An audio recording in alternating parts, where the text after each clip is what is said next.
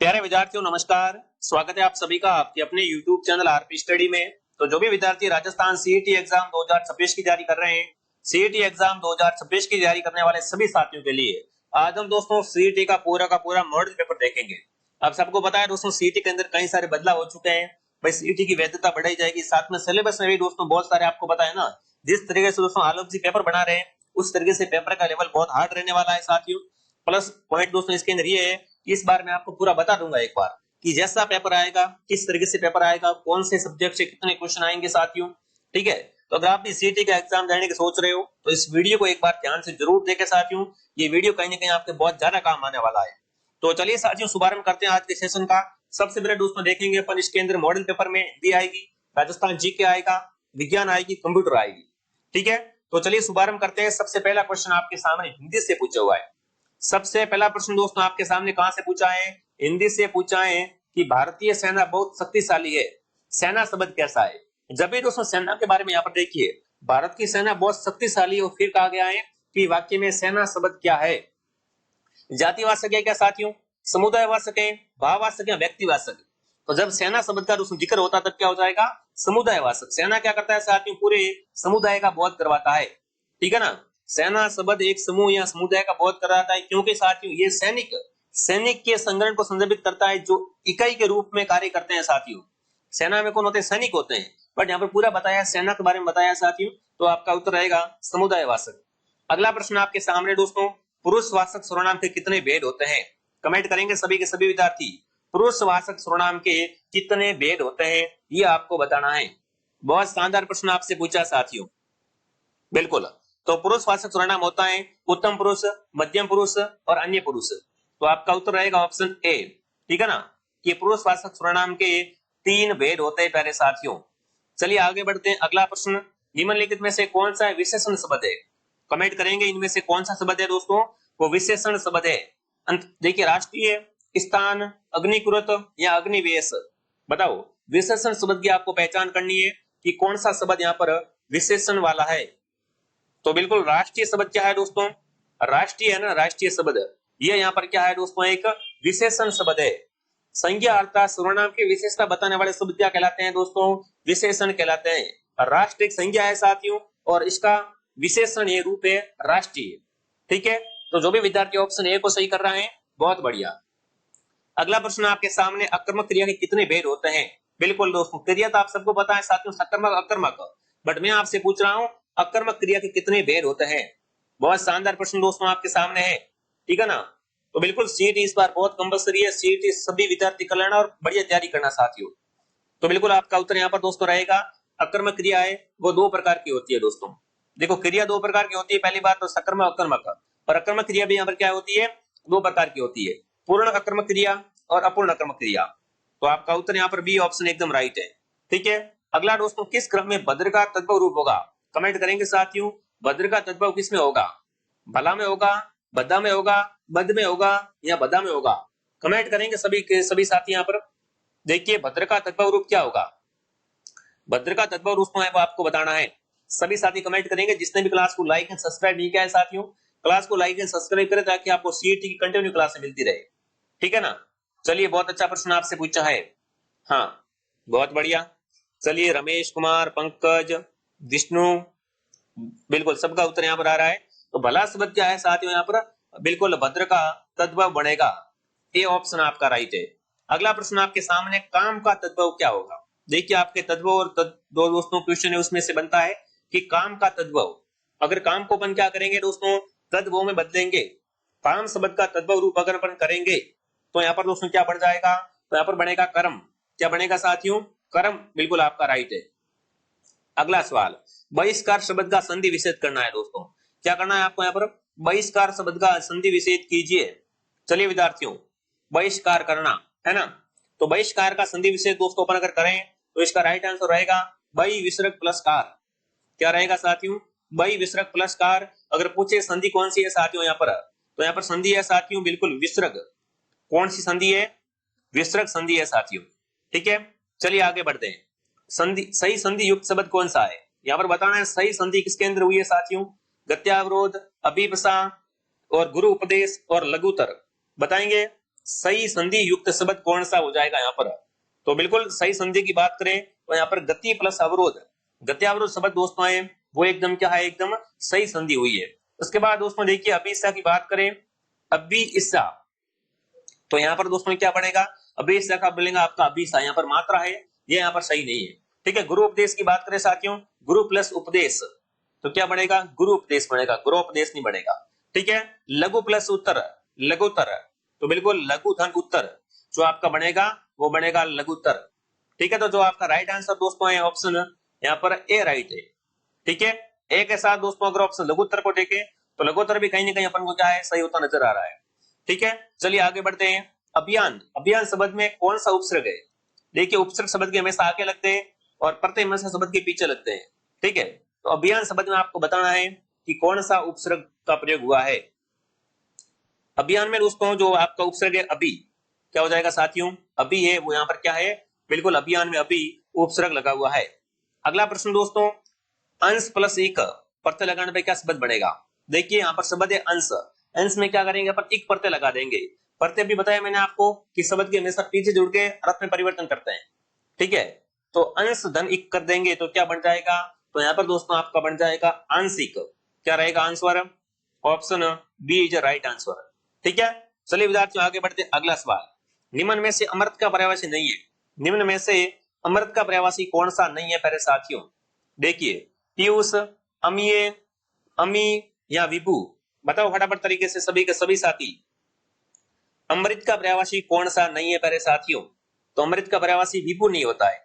ठीक है ना, विभू है बिल्कुल ये दोस्तों सर्वव्यापी, यहाँ आप इसे कह सकते हो। ठीक है ना, विभू आप क्या कहें, सर्वगत कह सकते हो। ठीक है, तो ये अमृत का पर्यायवाची दोस्तों नहीं होता है। बाकी तीनों के तीनों ऊपर वाले क्या है, अमृत के पर्यायवाची है।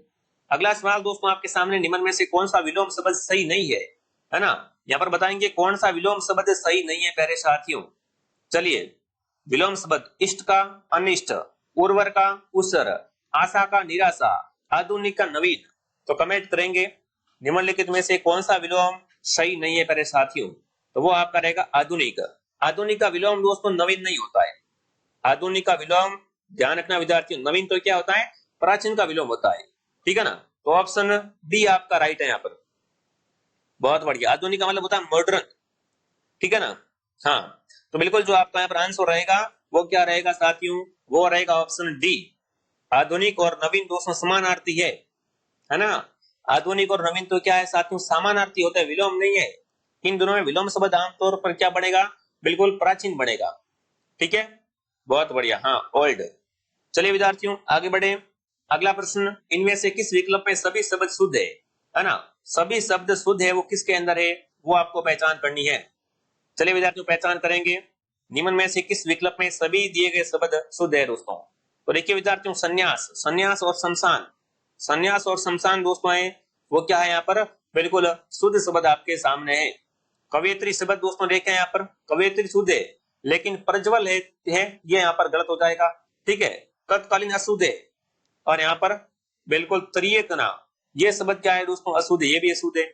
वाल्मीकि शब्द दोस्तों है ना, वो यहाँ पर बिल्कुल अशुद्ध है, वाल्मीकि भी यहाँ पर अशुद्ध है। और वाल्मीकि अगर देखें कैसे लिखते हैं, ये क्वेश्चन बहुत बार आ चुका है, तो आप ध्यान रखना विद्यार्थियों, वाल्मीकि इस तरीके से लिखा जाता है। ठीक है, हाँ, तो बिल्कुल आपका यहाँ पर की मात्रा इन्होंने गलत लगाई है, तो सी ऑप्शन आपका राइट है। आगे बढ़ते हैं, राजस्थान का उत्तर से लेकर दक्षिण के है ना विस्तार को आपको बताना है। राजस्थान का उत्तर से दक्षिण और पूर्व के पश्चिम का विस्तार, बहुत शानदार प्रश्न आपसे पूछा साथियों। तो देखिए राजस्थान का उत्तर से लेकर दक्षिण का विस्तार है वो है 826 किलोमीटर, और पूर्व से पश्चिम का 869 किलोमीटर। कभी कभी क्वेश्चन आता है दोनों के बीच में कितने किलोमीटर का अंतर है, तो यहाँ पर आपको ध्यान रखना साथियों, 43 किलोमीटर का यहाँ पर क्या मिलता है साथियों, अंतर देखने को मिलता है। ठीक है, आई बात समझ में दोस्तों। आगे बढ़ूं, अगला, कौन सी मृदा राजस्थान में कपास की फसल के लिए उपयुक्त होती है? अगर आपको कपास की फसल करनी है साथियों, तो बताएंगे कौन सी मृदा का उपयोग करोगे आप? मिश्रित लाल और पीली मिट्टी, भूरी जलोढ़ मृदा, मध्यम काली मृदा, लाल लोमी मृदा, बताएंगे साथियों कौन सी मृदा राजस्थान में कपास की फसल के उत्पादन के लिए प्रसिद्ध है? तो वो है मध्यम काली मिट्टी। मध्यम काली मिट्टी आपको पता कहां होती है साथियों, ये अपने हाड़ौती क्षेत्र में दोस्तों है वो देखने को मिलती है। ठीक है, अगला प्रश्न दोस्तों आपके सामने, राजस्थान के किस जिले में एरिडो बिल्कुल मृदा पाई जाती है ना, कैल्सिडोरित मृदा। कमेंट करेंगे साथियों, राजस्थान के अंदर कैल्सिडोरित मृदा है वो किस जिले में पाई जाती है। देखिए सीटी का जो पेपर हुआ था उसके अंदर पिछले पेपर को आप देख सकते हो, मृदा से बहुत ज्यादा क्वेश्चन पूछे गए थे। ठीक है, हाँ तो यहाँ पर आपका उत्तर रहेगा सिरोही साथियों। ये जो कैल्सिडोरित मृदा पाई जाती है दोस्तों, ये अपने सिरोही के अंदर पाई जाती है। अगला प्रश्न दोस्तों, वह जिला जहां पर उष्णकटिबंधीय शुष्क पर्णपाती वन पाए जाते हैं। कमेंट करेंगे दोस्तों, राजस्थान का ऐसा कौन सा जिला जहां पर उष्णकटिबंधीय शुष्क पर्णपाती वन है वो यहाँ पर पाए जाते हैं दोस्तों। बीकानेर, सिरोही, नागौर, गंगानगर। तो आपका उत्तर है सिरोही। जो भी यहाँ पर सिरोही कमेंट कर रहा है, सिरोही ऑप्शन आपका राइट है साथियों। चलिए आगे बढ़ते हैं। देखिए विद्यार्थियों, आगे बढ़ने से पहले जो भी विद्यार्थी राजस्थान में बीएसटीसी, सीईटी, हाईकोर्ट चाहे कौन सा भी एग्जाम की तैयारी कर रहे हो, आप प्ले स्टोर से आरपी स्टडी ऐप डाउनलोड कीजिए विद्यार्थियों। यहाँ से आप घर बैठे सीईटी की तैयारी, सीईटी का संपूर्ण दोस्तों नए सिलेबस के अनुसार कोर्स है वो आपको मिलने वाला है 599 रुपए में। जिसने भी कोर्स ज्वाइन नहीं किया है साथियों, ज्वाइन नाउ। अगर अब तक कोर्स नहीं लिया है और आप डिस्काउंट की वेट कर रहे हो साथियों, तो आप ऐप को ओपन करो। होली पे इसके आने वाला है दोस्तों, आपके लिए एक ऑफर भी आने वाला है। प्राइस कितनी कम हुई है वो आप ऐप डाउनलोड करो, ऐप के अंदर आपको पता चल जाएगा। ठीक है विद्यार्थियों, होली पे आपको बिल्कुल इसका स्पेशल ऑफर मिलेगा। तो जिसने भी दोस्तों आरपी स्टडी का कोर्स नहीं लिया है, सीईटी का पैटर्न चेंज हो गया है, अगर सीईटी नहीं हो पाई तो आप सबको पता है साथियों, आपके साथ बहुत बड़ा धोखा हो जाएगा और दोस्तों आप क्या है आगे वाली भर्ती में बैठ नहीं पाओगे। तो इसके लिए आप सभी विद्यार्थी क्या करें साथियों, सीईटी को जरूर ज्वाइन करें कोर्स को। ठीक है, आगे बढ़े दोस्तों। निम्नलिखित में से किस जिले में अधिकतम आरक्षित वन क्षेत्र है ना। सर्वाधिक आरक्षित वन क्षेत्र वाला जिला कौन सा है। सिंपल अगर आपसे पूछे राजस्थान में सर्वाधिक वन कहां पर है, तो सबसे अधिक वन उदयपुर के अंदर है और सबसे कम वन है चूरू में। और आरक्षित वन दोस्तों सर्वाधिक उदयपुर के अंदर ही है। तो जो भी आपका उदयपुर आंसर बता रहा है ऑप्शन ए बता रहा है, ए ऑप्शन आपका सही है। ठीक है ना।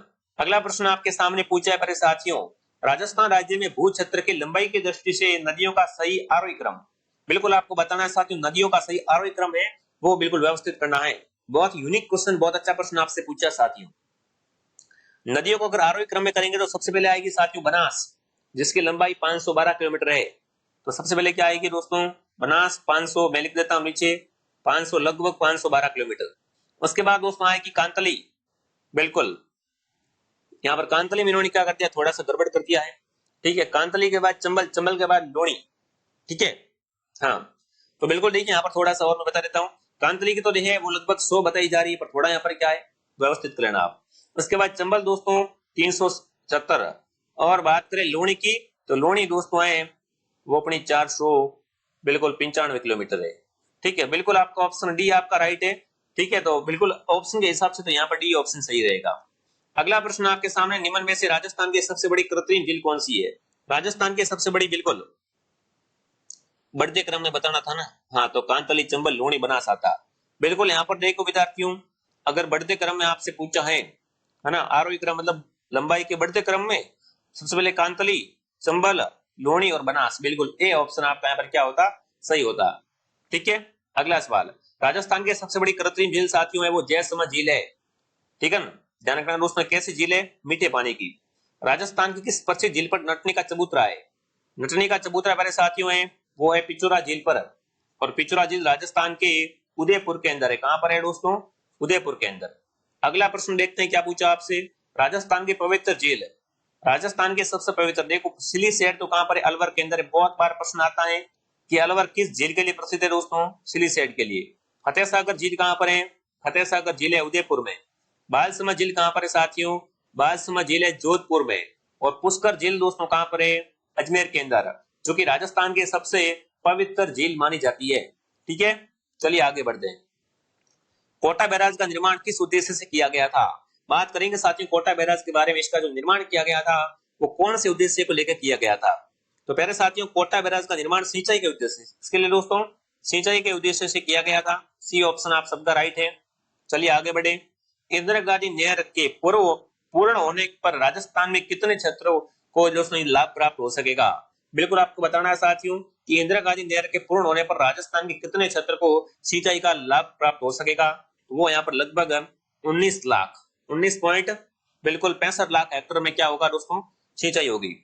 अगला सवाल, 2011 की जनगणना के अनुसार राजस्थान का ग्रामीण क्षेत्र में लिंगानुपात, बिल्कुल 2011 की जनगणना अनुसार राजस्थान का ग्रामीण क्षेत्र का लिंगानुपात वो कितना है। तो वो दोस्तों आपका हो जाएगा बिल्कुल 933। राजस्थान का ग्रामीण लिंगानुपात कितना है? 933। अगर सीधा अगर आपसे पूछे राजस्थान का लिंगानुपात तो क्या आएगा? तो आएगा 928। ठीक है। अगला, राजस्थान में सर्वाधिक जनसंख्या घनत्व वाला जिला, बिल्कुल देखो सबसे कम जन घनत्व है वो जैसलमेर का है, कितना है? 17। और सबसे अधिक जन घनत्व है दोस्तों वो अपने जयपुर का है, लगभग कितना है दोस्तों? 595 प्रति व्यक्ति वर्ग किलोमीटर। ठीक है। अगला, राजस्थान पर्यटन विकास निगम का मुख्यालय कहां पर है? बिल्कुल आरटीडीसी का मुख्यालय है ना। राजस्थान पर्यटन विकास निगम लिमिटेड का मुख्यालय दोस्तों है वो अपने जयपुर के अंदर है। जो भी जयपुर कमेंट कर रहा है जयपुर सही है। राजस्थान में पर्यटन विभाग की स्थापना कब हुई? बहुत बेहतरीन प्रश्न दोस्तों आपसे पूछा है। राजस्थान में पर्यटन विभाग की स्थापना हुई थी, ये अपने हुई थी 1956 में दोस्तों। कब हुई थी? बिल्कुल 1956। ऑप्शन ए आप सबका राइट है। चलिए आगे बढ़ते हैं। राजस्थान दिवस कब मनाया जाता है? बच्चे बच्चे को पता है साथियों, राजस्थान दिवस प्रतिवर्ष 30 मार्च को मनाया जाता है। ठीक है। राजस्थान का राज्य पक्षी सबको पता होना चाहिए दोस्तों, गोडावन। और गोडावन की शरण स्थली दोस्तों है वो सेवन घास। ठीक है ना, सेवन घास को गोडावन की प्रजनन स्थली कहते हैं। ठीक है। ये कहां पाया जाता है? सर्वाधिक राजस्थान के अंदर जैसलमेर में है, ये सर्वाधिक पाया जाता है। ठीक है। निम्न में से कौन राजस्थान में मरुस्थलीकरण का कारण नहीं है? अतिचारण, जनसंख्या अधिक्य, जैविक कृषि, अति जुताई। देखिए मरुस्थलीकरण हो रहा है ना, इसका कारण कौन सा नहीं है? तो बिल्कुल आपका उत्तर यहाँ पर आ चुका है साथियों, जैविक कृषि। कृषि से कभी भी साथियों मरुस्थलीकरण नहीं होता है। सी ऑप्शन आपका राइट है। ठीक है। औरंगजेब की मृत्यु तक अपने आप को स्वतंत्र कराने का प्रयास करने वाला राजपूत राज्य कौन सा था विद्यार्थियों? जब तक औरंगजेब की मृत्यु नहीं हुई तब तक साथियों खुद को स्वतंत्र कराने वाला राज्य बिल्कुल कोशिश करता रहा। ठीक है। तो वो था साथियों मारवाड़। जैसे औरंगजेब मरा तब जाके उसने क्या यहाँ पर बला छूटी। अगला प्रश्न है, मालवा के किस शासक को परास्त कर कोबा ने कीर्ति स्तंभ का निर्माण करवाया था? आप सबको बताया दोस्तों, कोबा क्या करता है? सारंगपुर की लड़ाई जीतता है। ठीक है। सारंगपुर युद्ध को जीतने के बाद क्या करता है दोस्तों? ये चित्तौड़गढ़ के अंदर विजय स्तंभ और कीर्ति स्तंभ बनाता है। तो आपको बताना है कीर्ति स्तंभ का निर्माण है वो किसको हराने के उपलक्ष्य में करवाया था? तो बिल्कुल मोहम्मद खिलजी प्रथम साथियों। ठीक है ना, मालवा के शासक मोहम्मद खिलजी प्रथम को हराने के बाद इसने क्या किया साथियों? कीर्ति स्तंभ का निर्माण किया। ठीक है। तराइन का द्वितीय युद्ध लड़ा गया था दोस्तों 1192 के अंदर दोस्तों, तराइन का दूसरा युद्ध हुआ था। तो कमेंट करेंगे किस किस के बीच हुआ था? तराइन का द्वितीय युद्ध किस किस के बीच हुआ था दोस्तों? तो ये मोहम्मद गौरी और पृथ्वीराज चौहान के बीच में। ठीक है ना, मोहम्मद गौरी और पृथ्वीराज चौहान के बीच हुआ था। अगला प्रश्न आपके सामने विद्यार्थियों, 1574 में चंद्रसेन के विद्रोह होने पर अकबर ने उसे दंड देने के लिए किसे भेजा था विद्यार्थी? बिल्कुल यहाँ पर आपको बताना है कि 1574 में चंद्रसेन के विद्रोह होने पर दोस्तों बताना है अकबर ने उसको दंड देने के लिए किसे भेजा? तो राय सिंह को भेजा था। किसे भेजा साथियों? राय सिंह को भेजा गया था। ठीक है। अगला प्रश्न आपके सामने, डॉक्टर गौरीशंकर हरिचंद ओझा ने किस राजा को कान का कच्चा कहा है दोस्तों? गौरीशंकर ओझा ने कान का कच्चा किस राजा को कहा है साथियों? तो ये बिल्कुल कहा है अजीत सिंह को। अजीत सिंह को गौरीशंकर ने क्या कहा है दोस्तों? कान का कच्चा कहा है। अगला सवाल, आमेर के जय सिंह को मिर्जा की उपाधि किसने प्रदान की थी? देखिए विद्यार्थियों, मिर्जा राजा की उपाधि है वो आमेर के जय सिंह को किसके द्वारा मिली थी? तो ये उपाधि दोस्तों शाहजहां ने दी थी।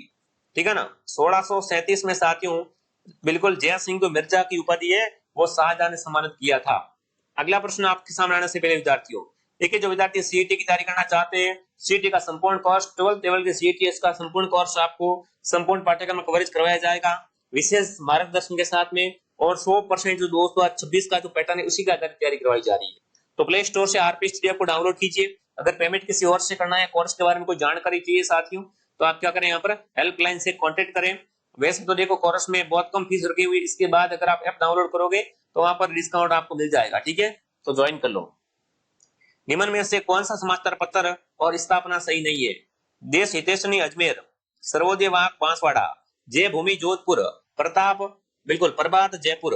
तो कमेंट करेंगे कौन सा सही नहीं है, कौन सा समाचार पत्र और उसकी स्थापना को लेकर यहाँ पर सही नहीं है दोस्तों? तो वो यहाँ पर आपका उत्तर रहेगा जय भूमि दोस्तों जोधपुर नहीं, जय भूमि जोधपुर नहीं है साथियों, जय भूमि का संबंध अजमेर से था। ठीक है, बिल्कुल बहुत बढ़िया, वेरी गुड।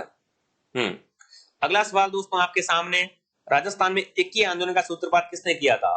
कौन सा दोस्तों आंदोलन है यहाँ पर? इक्की आंदोलन है, इसका सूत्रपात आपसे पूछा है। तो प्यारे साथियों, राजस्थान के अंदर एक ही आंदोलन का सूत्रपात 1920 में दोस्तों चित्तौड़ के मातरकोंडिया से मोतीलाल तेजावत के द्वारा किया गया था। ये स्टार्ट कहां से होता है दोस्तों? चित्तौड़गढ़ जिले के मातरकोंडिया नामक स्थान से, जिसे मेवाड़ का हरिद्वार भी कहा जाता है। अगला सवाल, त्रिलोकचंद माथुर का संबंध निम्न में से किस प्रजामंडल से है दोस्तों? देखिए, बात करें त्रिलोकचंद माथुर की, इनका संबंध किस प्रजामंडल से है? तो प्यारे साथियों, त्रिलोकचंद माथुर का संबंध है वो है करौली प्रजामंडल। इन्होंने विद्यार्थियों 1938 में दोस्तों क्या किया था? करौली प्रजामंडल की स्थापना की थी। ठीक है। अगला, राजस्थान के एकीकरण के तीसरे चरण में संयुक्त राजस्थान को किस राज्य के साथ जोड़ा गया था? देखिए, एकीकरण का तीसरा चरण है संयुक्त राजस्थान, और संयुक्त राजस्थान को किसके साथ में जोड़ा गया था? तो ये जोड़ा गया था मेवाड़ के साथ में। किसका साथ जोड़ा गया था साथियों? मेवाड़ के साथ जोड़ा गया था। ठीक है। सामाजिक सहकारी संस्था एलरू की राजस्थानी जनजाति, बिल्कुल एलरू का संबंध दोस्तों आपको बताना है किस जनजाति से है। तो बिल्कुल आपका उत्तर यहाँ पर रहेगा और रहेगा ग्रासिया। ठीक है ना, एलरू का संबंध ग्रासिया जनजाति से। अगला प्रश्न दोस्तों, निम्न में से किस लोक देवता से चांदोजी, डेमाजी, हड़मलजी, राइका और सलजी सोलंकी का संबंध है दोस्तों? जब देखो नाम आती है राइकों की, है ना, हर एक देवताओं से राई का संबंध जुड़ा हुआ है साथियों। उसी के बाद अगर यहाँ पर आपसे पूछे तो क्या रहेगा उत्तर? पाबूजी ऑप्शन आपका राइट रहेगा साथियों। पाबूजी का संबंध चांदोजी है, चांदोल जी है, डेमा जी है, हरमल जी है, राई का, इनका संबंध दोस्तों है। ठीक है, बिल्कुल राई का जाति है साथियों, पाबूजी की पूजा भी करती है और ऊंट का पालन भी करती है। ठीक है। अगला दोस्तों, अगला है इतावली विद्वान टेसोट्री किस क्षेत्र में अपने योगदान के लिए प्रसिद्ध विद्यार्थियों? टेसोट्री की बात करें ना तो इनका संबंध किस क्षेत्र में रहा है साथियों? तो टेसोट्री का अलग संबंध रहा है, वो है राजस्थान के व्याकरण पर, लेख पर। ठीक है। अगला, थार महोत्सव का आयोजन निम्न में से कहां पर किया जाता है? थार महोत्सव साथियों बाड़मेर के अंदर मनाया जाता है। मरु महोत्सव है वो जैसलमेर के अंदर मनाया जाता है। तो ऑप्शन ए आपका राइट है। बजटी आभूषण कहां पहना जाता है? कमेंट करेंगे साथियों। बजटी नामक जो आभूषण होता है वो कहां पर धारण किया जाता है? सिर, कमर, भुजा, गला। तो प्यारे विद्यार्थियों, बजटी आभूषण है वो एक गले का आभूषण है। कहां का आभूषण है साथियों? गले का आभूषण। निहाल चंद का संबंध किससे है साथियों? देखिए, निहाल चंद ने दोस्तों क्या किया था? बनी ठनी बनाई थी। क्या बनाई थी दोस्तों? बनी ठनी। और बनी ठनी का संबंध है वो किशनगढ़ चित्रशैली से। तो आपका उत्तर बी ऑप्शन राइट है। ठीक है। राजस्थान राज्य का आधिकारिक नृत्य कौन सा है? देखिए विद्यार्थियों, बात करें राजस्थान का आधिकारिक नृत्य, तो प्यारे साथियों वो आपका यहाँ पर हो जाएगा घूमर। घूमर राजस्थान का क्या है दोस्तों? एक राजकीय नृत्य है। अगला प्रश्न दोस्तों, पश्चिमी क्षेत्र सांस्कृतिक केंद्र का मुख्यालय कहां पर है? पश्चिमी सांस्कृतिक केंद्र का मुख्यालय अगर आपसे पूछे तो बिल्कुल आपका सही जवाब रहेगा वो रहेगा उदयपुर। क्या रहेगा दोस्तों? उदयपुर ऑप्शन आप सबका राइट रहेगा। ठीक है। जेम्स टोड ने किसे राठौड़ों का यूलिसेस कहा है ना? कर्नल जेम्स टोड जो दोस्तों राजस्थान के इतिहास का पिता कहलाता है, जनक कहलाता है। ठीक है। तो बिल्कुल कर्नल जेम्स टोड ने दोस्तों राठौड़ों का यूलिसेस कहा है, वो कहा है वीर दुर्गादास राठौड़। किसे कहा है साथियों? वीर दुर्गादास राठौड़ को कहा है। बिल्कुल। अगला प्रश्न, संविधान सभा जिसने संविधान के प्रारूप को बनाया था, है ना, उनके सदस्य। बिल्कुल प्यारे साथियों, संविधान सभा जिनसे संविधान के प्रारूप को बनाया गया था, तो उनके सदस्यों का दोस्तों है वो विभिन्न प्रांतों में विधानमंडल द्वारा निर्वाचित हुए थे। यहाँ पर यह आपको लिखना था। अगला प्रश्न, राज्य कौन सा राज्य नीति निर्देशक तत्व है? बिल्कुल कमेंट करेंगे साथियों, कौन सा राज्य का एक नीति निर्देशक तत्व है दोस्तों? तो नीति निर्देशक तत्व दोस्तों है वो यहाँ पर है कुटीर उद्योग को प्रोत्साहन देना। क्या करना साथियों? कुटीर उद्योगों को प्रोत्साहन देना। ठीक है। मूल कर्तव्य भारत के संविधान के निम्नलिखित में से किस भाग में दिए गए हैं साथियों? देखिए, जो मूल कर्तव्य दिए हुए हैं वो संविधान के कौन से भाग के अंदर है? ठीक है ना, तो मूल कर्तव्य दोस्तों आपके भाग 4 क के अंदर। ठीक है ना, अपने मूल कर्तव्य संविधान के भाग बिल्कुल 4 क के अंदर है, वो देखने को मिलता है। अगला दोस्तों, पॉकेट वीटो का उपयोग करने वाला भारत का प्रथम राष्ट्रपति कौन था साथियों? है ना, बिल्कुल। तो पॉकेट वीटो का उपयोग सबसे पहले दोस्तों किया था ज्ञानी जेल सिंह ने। किसने किया था साथियों? ज्ञानी जेल सिंह ने दोस्तों। इन्होंने बिल्कुल 1986 में भारतीय डाकघर विधेयक पर क्या है दोस्तों इस वीटो का प्रयोग किया था। तो बिल्कुल ऑप्शन डी आपका राइट है। भारत के संविधान का कौन सा अनुच्छेद भारतीय निर्वाचन आयोग की स्थापना से संबंधित है विद्यार्थियों? भारतीय संविधान का कौन सा अनुच्छेद भारतीय निर्वाचन आयोग की स्थापना से संबंधित है प्यारे साथियों? तो इसका जो आपका राइट रहेगा वो रहेगा अनुच्छेद 324। क्या रहेगा? अनुच्छेद 324। अगला, राज्य मंत्री परिषद अपने पद पर बना रहता है, कब तक दोस्तों रहता है बताओ? राज्य मंत्रिपरिषद अपने पद पर कब तक बना रहता है? अगर आपसे ऐसा प्रश्न देखने को मिल जाए या पूछ ले दोस्तों एग्जाम के अंदर, तो बिल्कुल आपका यहाँ पर राइट आंसर क्या रहेगा कि वो जो रहता है वो राज्यपाल के प्रसाद पर्यंत तक रहता है। ठीक है, डी ऑप्शन राइट है। संविधान के अनुच्छेद 178 के अनुसार विधानसभा का अध्यक्ष होता है ना। संविधान का अगर अपन दोस्तों क्या करेंगे, यहाँ पर अनुच्छेद 178 को देखेंगे तो इसके अंदर खुला लिखा होता है कि विधानसभा अध्यक्ष क्या होता है साथियों, चयनित होता है। क्या होता है? चयनित होता है। ठीक है, अगला, उच्च न्यायालय के न्यायाधीशों की सेवानिवृत्ति का आयु क्या है? उच्च न्यायालय के न्यायाधीश होते हैं, इनकी सेवानिवृत्ति है या रिटायर होते हैं ना, ये किस वर्ष में इनको रिटायर किया जाता है साथियों? तो इनको रिटायर करने की एक विशेष दोस्तों यहाँ पर क्या आयु सीमा है, एज लिमिट है। ठीक है, और वो कितनी है? वो है 62 वर्ष। 62 वर्ष की आयु में क्या होते हैं साथियों, यहाँ से ये रिटायर होते हैं। ठीक है, किन वर्षों में संभागीय आयुक्त के पद को समाप्त कर और पुनर्स्थापित किया गया था दोस्तों, है ना।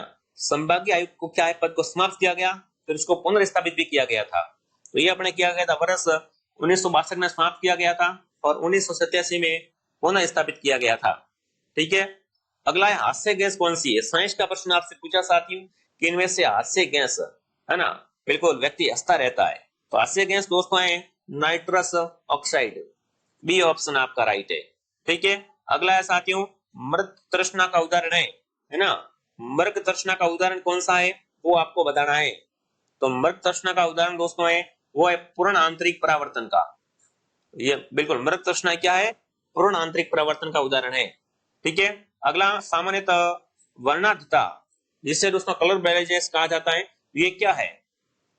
ये दोस्तों एक तरह की क्या होती है, आनुवंशिक प्रकृति है, गैर आनुवंशिक स्थिति है। तो ये साथियों क्या है, एक आनुवंशिक प्रकृति है। ऑप्शन ए आपका राइट है। अगर आपसे पूछे आनुवंशिकी के जनक कौन है साथियों, तो वो है ग्रेगर जॉन मेंडल। ठीक है, ब्लड है, ब्लड क्या है साथियों, फटाफट कमेंट करेंगे। रक्त है एक, संयोजी उत्तक एक, अपकलित उत्तक, ए और बी दोनों, या डी? तो ब्लड क्या होता है दोस्तों, एक संयोजी उत्तक होता है। ठीक है, अगला, निम्नलिखित रोगों में से कौन सा रोग जीवाणु जनित है? जीवाणु जनित कौन सा है, फटाफट कमेंट करेंगे। जीवाणु जनित रोग अगर आपसे पूछे एग्जाम के अंदर तो बिल्कुल वो आपका रहेगा यक्ष्मा। यक्ष्मा रोग क्या है दोस्तों, यहाँ पर जीवाणु जनित होता है। जबकि खसरा है साथियों क्या है, एक विषाणु जनित है। ठीक है, हाँ। 21 से 30 मार्च को 25वां राष्ट्रीय दिव्य कला मेला कहां पर आयोजित हुआ था? 21 से 30 मार्च बिल्कुल तक जो 25वां राष्ट्रीय दिव्य कला मेला भरा था दोस्तों, वो अपने भरा था उदयपुर के अंदर। कहां भरा था साथियों? उदयपुर के अंदर। अगला सवाल, बायोस निम्न में से किसका हिस्सा है? कंप्यूटर का सवाल पूछा साथियों। बायोस जो होता है वो किसका हिस्सा होता है? ये होता है दोस्तों रोम का हिस्सा। ठीक है, सी ऑप्शन आपका राइट है। इनमें से कौन सा एरर ऑपरेटिंग सिस्टम को संभालता है ना। ऑपरेटिंग सिस्टम को संभालने वाला एरर जो होता है वो होता है बिल्कुल उपरोक्त सभी। प्रिंटर पेपर की कमी भी होती है, नेटवर्क कनेक्शन का फेल होना और पावर फेलियर। ठीक है, डी सही है। अगला दोस्तों, कौन सी फाइल एमएस वर्ड को शुरू करती है? एमएस वर्ड अगर आप यूज करते हो, आपको फाइल बनानी आती है उसके अंदर, तो एमएस वर्ड की फाइल स्टार्ट कहां से होती है? ये होती है बिल्कुल विन वर्ड एक्स से। ठीक है, डी सही है।